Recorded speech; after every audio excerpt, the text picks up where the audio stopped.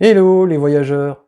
Dans cette vidéo, je vous emmène randonner sur les sentiers forestiers du massif du Donon à la découverte des vestiges archéologiques et militaires qui font l'histoire de ce site.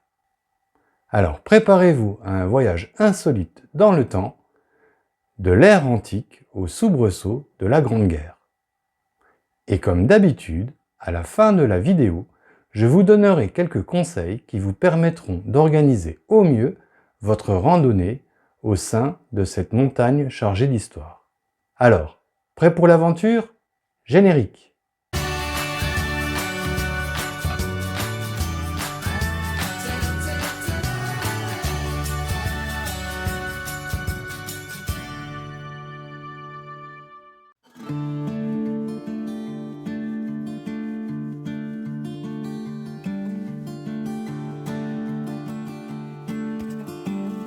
Je débute mon ascension vers le sommet dans le brouillard.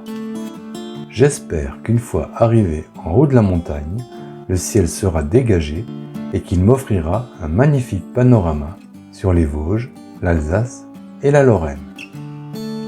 Situé au carrefour de 4 départements, le Donon a de tout temps été visité. Promontoire naturel, le Donon est fréquenté dès le néolithique, c'est-à-dire de 5000 à 2500 ans avant Jésus-Christ.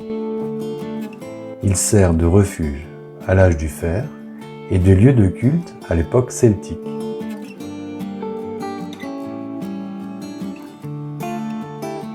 Rocher à bassin datant de l'époque préhistorique.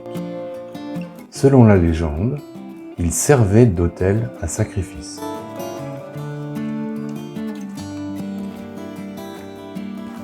Pour les Romains, cette montagne se situe au carrefour de routes commerciales importantes. Les légions de César prospèrent sur la culture celte et la transforment. Du dieu gaulois Totates, le fameux Toutatis d'Astérix, on passe au dieu romain Mercure, et le Donon devient un haut lieu religieux qui connaît son âge d'or au IIe et IIIe siècle. Les fidèles grimpent en nombre au sommet, où l'on construit de nouveaux bâtiments, où l'on élève des pierres votives, où l'on érige des stèles et des colonnes, dont celle du dieu cavalier Jupiter, dont on peut aujourd'hui observer une copie au col du Donon. Bref, tout ça à la gloire de Mercure, de Jupiter, et surtout de Voségus, dieu celtique de la faune et de la vie sauvage, considéré comme l'Hercule local et qui donnera d'ailleurs son nom au massif des Vosges. Mais à la chute de l'Empire romain, le christianisme balayant toute culture païenne, le site est abandonné. Oublié, pendant plus d'un millénaire, le Donon entre alors en léthargie.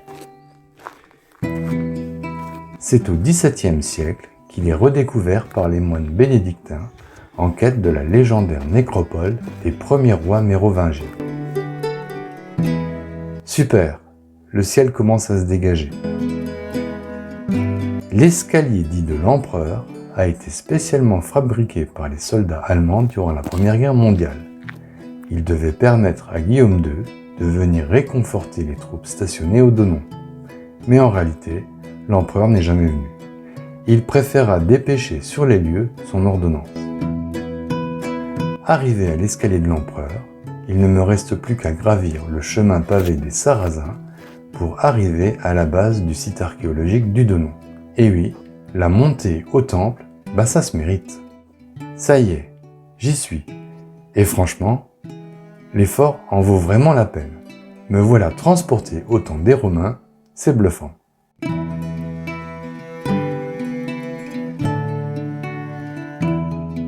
Copie des stèles votives trouvées au pied de la plateforme sommitale.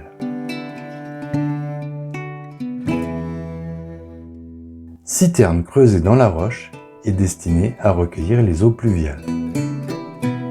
Je poursuis mon ascension vers le temple. L'écrivain Victor Hugo aurait été conçu au sommet du Donon. C'est en tout cas ce qu'affirme son père.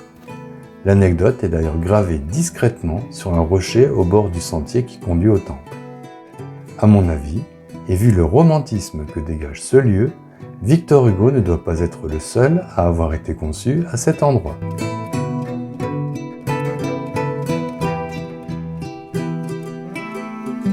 En 1869, sous Napoléon III, on érige un temple-musée sur la plateforme sommitale du Donon.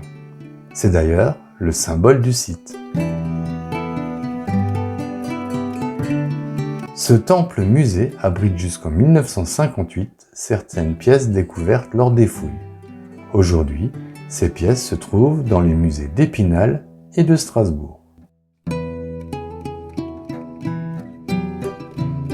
Suite aux nombreux bombardements survenus sur le site du Donon lors de la Première Guerre mondiale, de nouveaux vestiges voient le jour et encouragent, dans les années 30, de nouvelles fouilles scientifiques.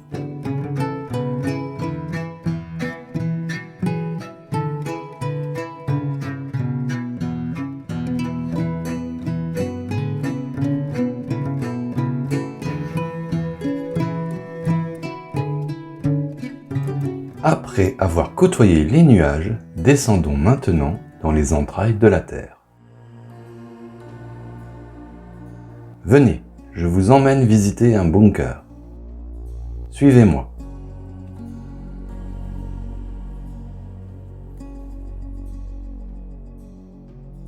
En 1871, suite au traité de Francfort, l'Alsace et une partie de la Lorraine sont cédées à la Prusse. Durant la Grande Guerre, le massif du Donon est donc aux mains des troupes allemandes qui doivent tenir coûte que coûte ce point stratégique d'une haute importance car il donne accès à 4 vallées. Pour ce faire, les soldats allemands utilisant la main-d'œuvre de prisonniers russes construisent une ligne de défense. Appelée la Grande Tranchée, elle est longue de 8 km et s'étend du col de l'Engin au col du Prayé.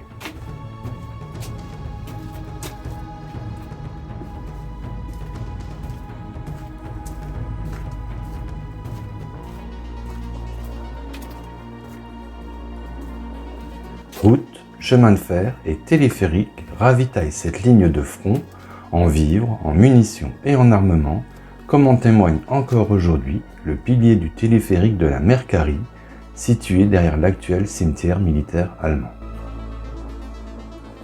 Sinueuse comme toutes celles que l'on trouve sur les champs de bataille, la Grande Tranchée a la particularité d'être composée d'une multitude de casemates faites en béton, soit pas moins de 10 000 mètres cubes de béton travaillé à la main. Espacé de 50 mètres environ, chaque bunker peut accueillir 4 à 8 hommes.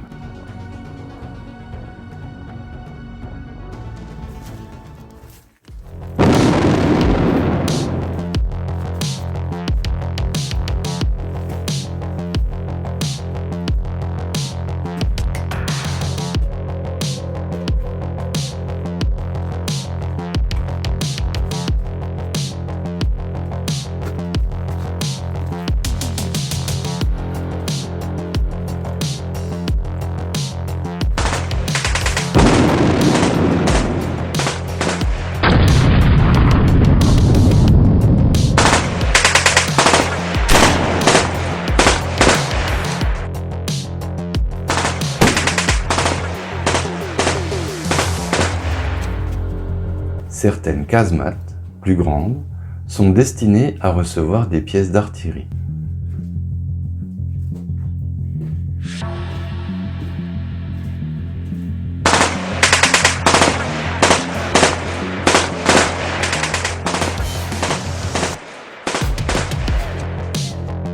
En retrait de la tranchée principale se trouve le bunker dortoir.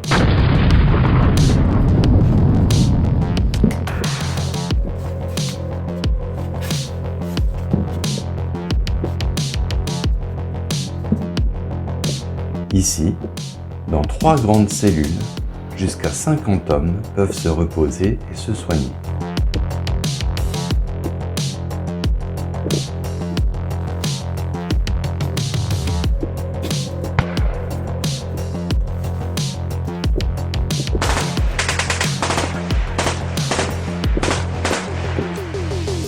Des combats acharnés ont eu lieu au col d'entre les deux Donnons, au col de l'Engin et sur les hauteurs de Grandfontaine.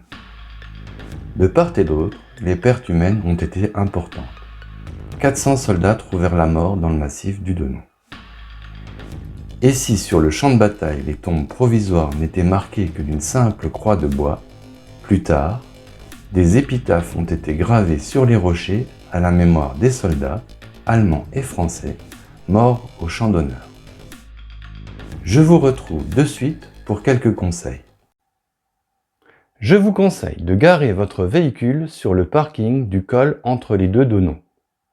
Attention, le chemin qui conduit au parking est par endroits défoncé et limite donc l'accès aux véhicules ne disposant pas d'une bonne garde au sol. Le parking est relativement plat et dispose d'un abri et même d'un endroit pour faire du feu. Mais comme tous les parkings du coin, celui-ci est très fréquenté, surtout les week-ends. Je vous conseille donc d'y arriver soit tôt le matin ou alors tard le soir. Je n'y ai vu aucun panneau interdisant d'y passer la nuit. À mon avis, c'est l'endroit idéal pour débuter la randonnée de 6 km proposée dans cette vidéo. Attention, avec un dénivelé positif de plus de 350 mètres et des passages sur des sentiers étroits et rocheux, cette randonnée, plutôt physique, est réservée aux bons marcheurs. Donc, soyez bien équipés, et en particulier bien chaussés, avec des chaussures de marche étanches de préférence, car, et selon la saison, dans certains bunkers, vous risquez de devoir vous mouiller les pieds. N'oubliez pas votre lampe de poche, outil indispensable sans qui la traversée des bunkers sera impossible. Je vous conseille de débuter la randonnée par le sentier des bunkers. Le point de départ du sentier se trouve au niveau d'une cabane en pierre, située au bord de la route départementale 993. Le sentier longe la route une dizaine de mètres en contrebas. Il est très bien balisé. Suivez les X bleus. Le sentier débouche à 200 mètres du parking de la maison forestière du Haut-Donnon, point de départ de votre ascension vers le sommet de cette montagne sacrée. Là aussi, la montée au temple est super bien balisée. Si vous suivez les rectangles rouges et les panneaux d'indication, vous n'avez aucune chance de vous perdre. D'abord plutôt facile, le chemin longe l'ancienne et unique piste de ski alpin du domaine, comme en témoigne cette relique de remontée mécanique. Les moins hardis pourront toujours emprunter la route goudronnée qui serpente autour de la montagne et qui conduit à l'antenne relais. Mais sachez qu'elle est interdite à toute circulation et qu'elle rallonge la randonnée en temps et en kilomètres. Si vous suivez le sentier pédestre, l'ascension devient rapidement de plus en plus abrupte. Le chemin se rétrécit pour finir en sentier pentu comprenant des marches de plus en plus hautes. Une fois arrivé aux fouilles archéologiques, des panneaux pédagogiques très bien documentés vous indiquent tout ce qu'il faut savoir sur le site. Suivez le sentier qui vous conduit à la base rocheuse où a été implanté le temple-musée et profitez de ce lieu magique et du magnifique panorama donnant sur les Vosges, l'Alsace et la Lorraine. 2 tables d'orientation disposées à chaque extrémité du rocher vous renseigneront sur les massifs avoisinants. Avec un peu de chance, et si le temps est lumineux mais néanmoins couvert, vous pourrez peut-être apercevoir la flèche de la cathédrale de Strasbourg, distante d'une quarantaine de kilomètres. Le retour à votre véhicule se fera rapidement, en une petite demi-heure, en suivant le sentier qui descend au col d'entre les deux Donnons.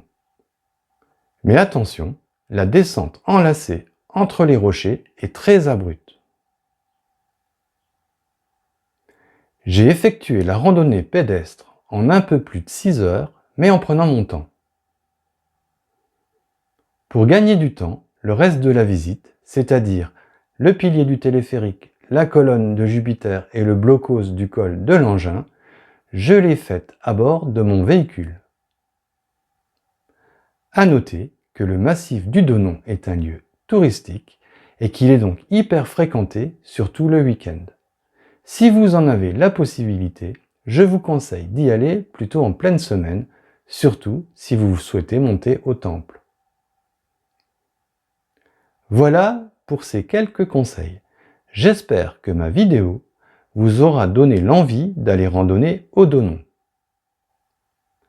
Comme d'habitude, si vous avez des questions ou des réactions, laissez-les moi en commentaire, j'y répondrai volontiers. Et si vous avez aimé cette vidéo, merci de la liker, de la commenter, de la partager et de vous abonner à ma chaîne. Et en attendant de vous retrouver pour de nouvelles aventures, n'oubliez pas, le monde appartient à ceux qui le parcourent.